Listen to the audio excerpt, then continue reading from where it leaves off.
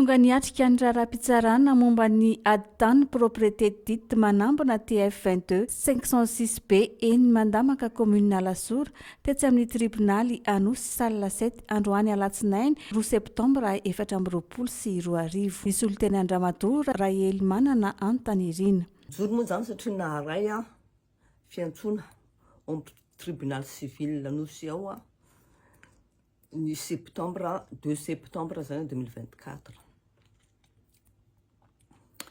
amin'ny mikasika ny hoe faniliana eo amin'ny taniko.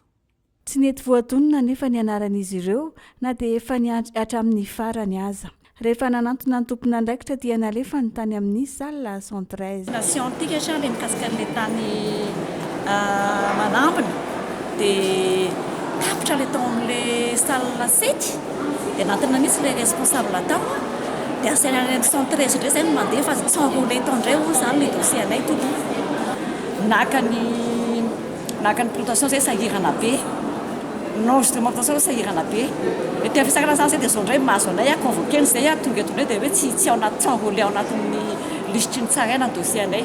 Mbola no amafisiny fa manana antonta taratasy rehetra momba ny titany enina hektara mahery ity izy ireo ary tsy mivarotra na tamin'iza na tamin'iza. Zay ny tompony tany zay no mamboly eo hatramin'izay nazahoany azy tamin'ny 96 ka hatramin'izao folo taona zay niady mbola zay foana namboly ny tany hatramin'izay ka hatramin'izao mbola tsy nisy tsy tapaka mihitsy ny nambolena ny tany tompony. Etsy ankilan'izay dia manamafy ny tompony tany fa hijoro hiaro ny tany hatramin'ny farany. Rehefa jereko ny dossier fanodinana ny taniko dia tsy iza fa misy tompona andraikitra ao ambadika ao. Za tsy mivarotra ny taniko velively tsy naray na dia hoe ray ambulance aza hatramin'izao na dia hoe ataonareo mangingina ao amin'ny birao anareo ao le izy tsy tapona fena le izy fa un jour viendra raha tsy miverina ny taniko dia ho apoky kosany ny anarany tsirairay hoe iza ny tompona andraikitra tamin'ity sy ity.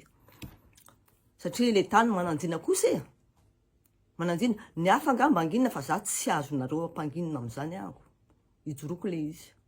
Fantatra ry zao fa amin'ny 7 oktobra 2024 indray ny fotoam-pitsarana momba n'ity raharaha ity.